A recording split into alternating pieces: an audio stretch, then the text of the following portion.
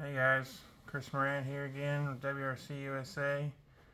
I'm continuing the build on my SPX2 today, which means another video in the build series. Today I am building the turnbuckles, both front and rear. So I've already assembled one of each to keep the video as short as possible. So we will be assembling the other two and getting those bolted up. So let's get to it. I got all my pieces out here. So for my cars I always use titanium turnbuckles. The car comes with a normal steel turnbuckle like all cars do out of the box, but I use the titanium. The ones I use are from J&T Bearing Company. So they have really nice ones, as a few other companies do as well.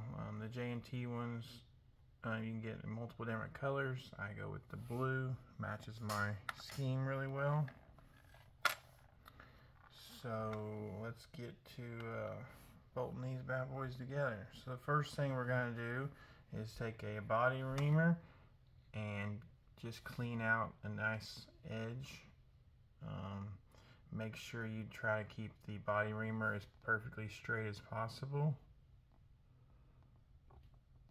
And you just take a little bit out of that first edge, and that's going to help you get the end started onto the actual turnbuckle nice and straight.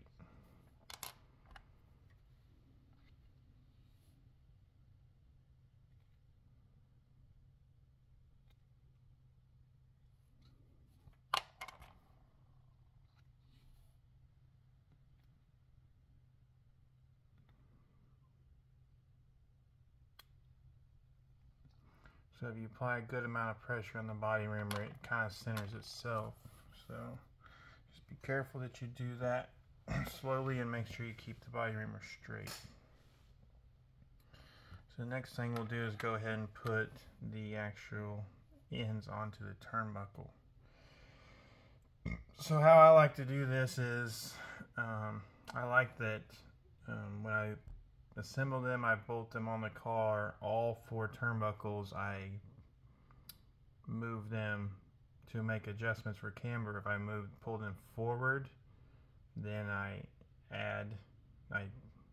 shorten the link, which will add camber or toe, and if I pull them back, it makes them longer, removing camber. So I do them all the same, so I always know how I'm adjusting the car.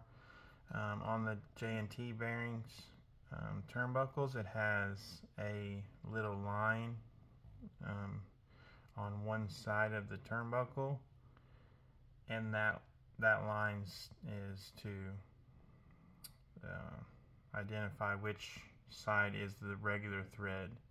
So the line that's on the turnbuckle is the standard thread, and the side that doesn't have a line is the reverse thread. So how I do my car is I always have the standard thread to the outside of the car on the, let's see here.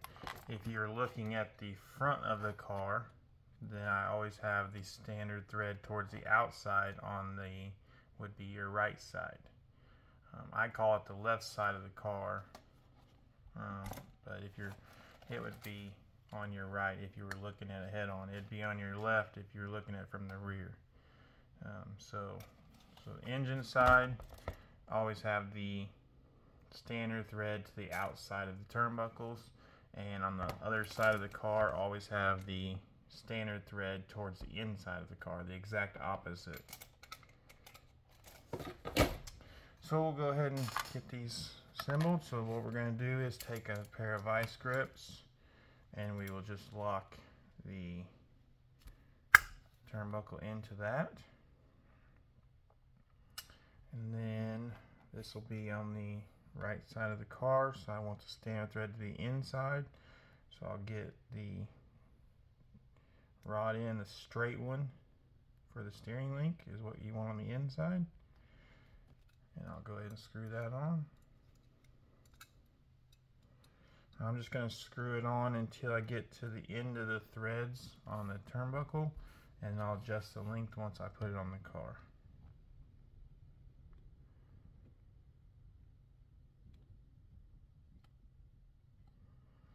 Just be careful when you're starting them and try to get them as straight as you possibly can.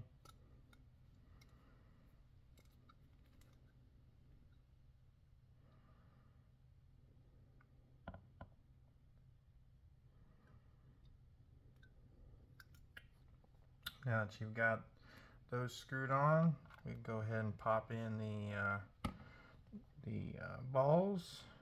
So make sure you pop them in the correct way. One side is going to be the hex that you will put your hex driver in to tighten it up, and the other screw side is threads.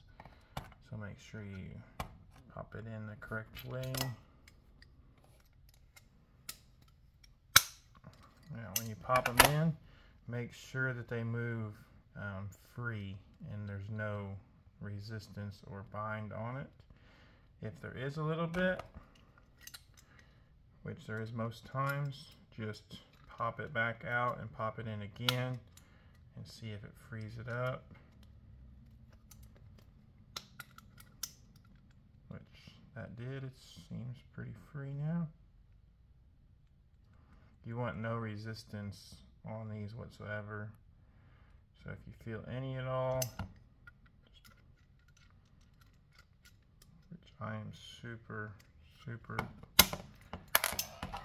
ate up with my builds, so I will pop this in and out until I am 100% satisfied that there's no drag on that at all, which I feel like that's really good there. So we'll go on to the other one. So this one screws in from the Ackerman plate, so that you want the threads up. So you make sure you be careful with that. See, that one's super tight, so you definitely you don't want that.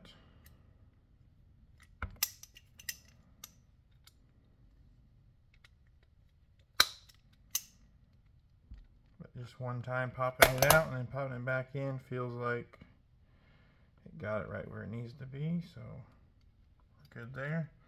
Another little trick you can do if popping it in and out don't seem to work, you want to make sure it's super free.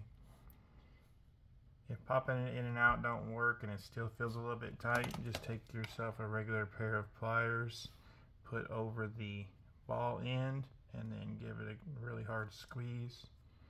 And that will give it a nice free movement on the ball. So that's built. We'll go ahead and move on to the rear link. Same thing, on the rear, the straight one is the inside and the L curved one is the outside. So we're going to put the standard thread towards the inside.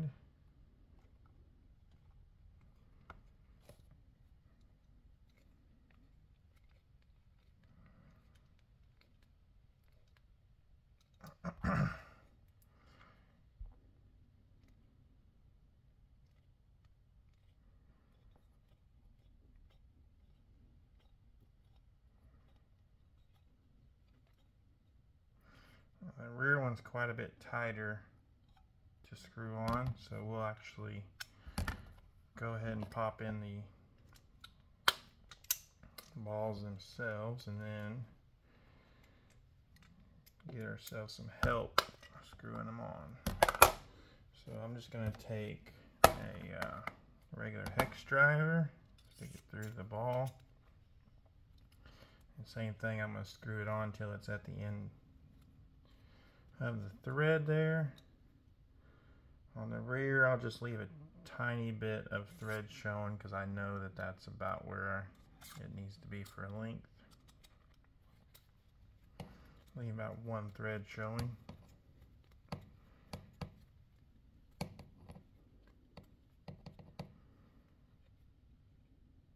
Okay. Try to just make them even, and then make sure it's nice and straight. Okay, now we need to get the actual balls themselves freed up. They're really tight, so we'll pop those in and out a couple times and see if it frees them up.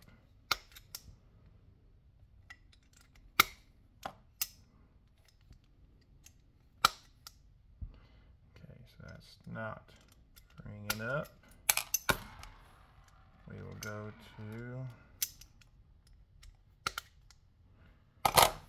to the pliers trick. And I just make sure that I got the ball kind of straight. Put the turnbuckle in the pliers and basically squeeze as hard as you can.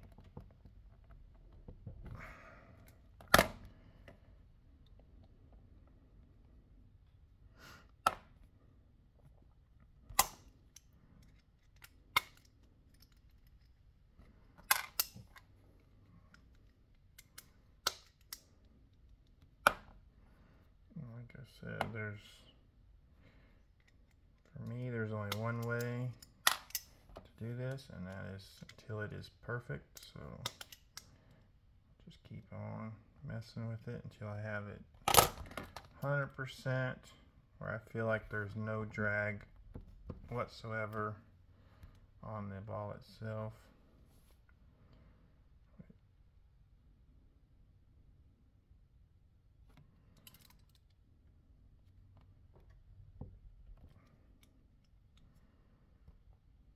There we go, I like that. Alright, so I like that. That one's good, so we'll go ahead and do the same thing with the other one. And this is just the fine details of building a kit so that it's good right out of the gate instead of having to wait forever for all these parts to wear in themselves. You always talk about, people talking about how long it takes their car to break in and stuff. Parts like this, you don't wait. You shouldn't have to wait for them to break in. You should do that during the build. The only thing you should have to wait to have broke in is the drivetrain itself. You gotta have a natural break-in. So I got that freed up. So we'll go ahead and bolt it onto the car now.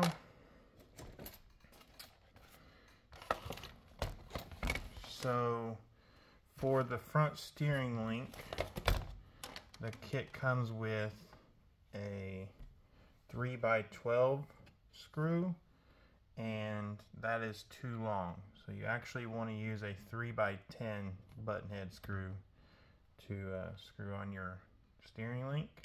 With a 3x12, it'll get up and start hitting where the actual hex driver is supposed to be.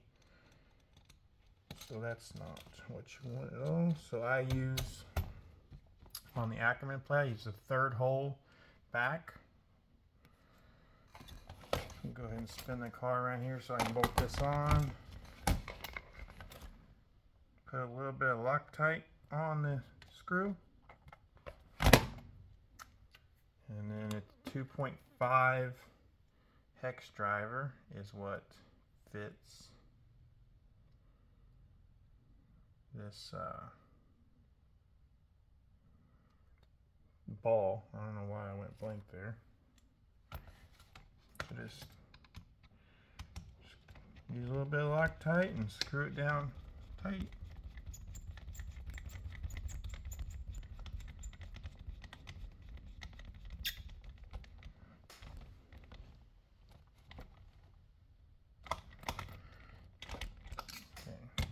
Same thing on the plate out here. 3x8 button head screw or a 3x10, either one will work, an 8 or a 10. And use the steering link goes on top of the plate and then just screws down from the screw going underneath.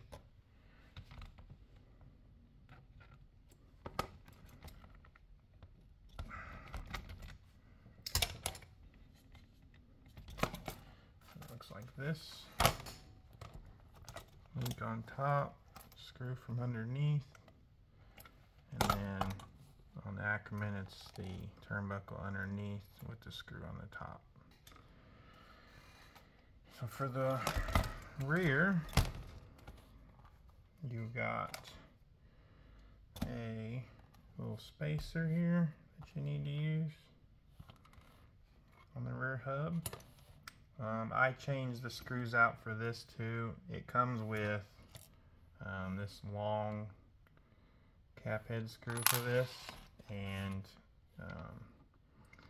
to me it's too long and it leaves a bunch of extra thread outside the nut, and my OCD won't allow that. So I changed that out for a button head screw that don't have such a big cap on it, and more closer to the right length for so nothing sticks out past the nut itself. So for the spacer, you want it on the back side of the rear hub, so like that. And I also always run the outside hole on the rear hub, so all the way to the outside, and spacer in the back of the hub. And then for the inside on the shock tower, I run the lowest hole. Pretty much exclusively, that's where I run both of those positions, pretty much always, but sometimes I'll change it on the shock tower itself, but on the rear hub, that's pretty much 100% of the time where I run it. So, with the lock nuts, I will still put Loctite on them, just for the extra security. So go ahead and use Loctite. I will on pretty much every nut on the car. I'll just put a drop of Loctite in the actual nut itself. Especially on a nitro car that use, a lot longer mains. So I'll put that nut on after the video. So how you know your turnbuckles is nice and free is you should be able to just, with like very little effort, it should twist back and forth with like no real force at all. It's just super free. So now we gotta set the length of them. So the length, the rear turnbuckle with the positions I run everything is 26 millimeters. So I take my dial caliber here, and the length I set between the two plastics right there is 24 millimeters. I ended up being 25. So we'll just, instead of getting a turnbuckle wrench, I'll just use these.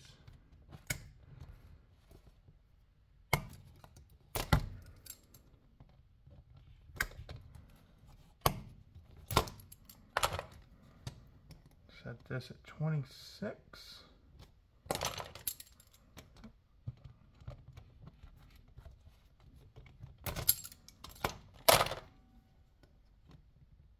Okay, so that's 26 millimeters.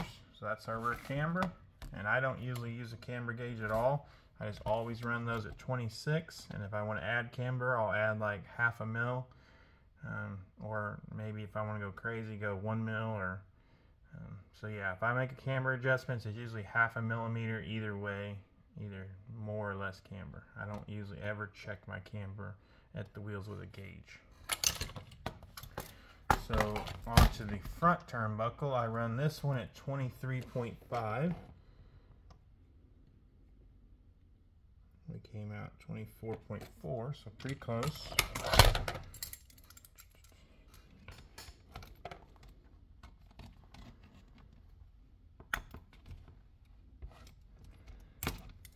So same thing with the toe. I don't like measure it with anything. I'll just make half a millimeter adjustments to the lengths the same as I do the rear. So if I want less front toe, I just add. I'll make the length 24 mil instead of a 23.5, or if I want more toe, out. Then I'll go 23 millimeters on the link. I always just make half mil adjustments.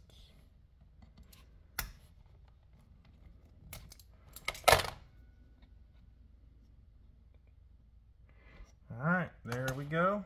So that's our turnbuckle and camera link and steering link installation video. So thanks for watching, guys, and keep following the channel for more videos.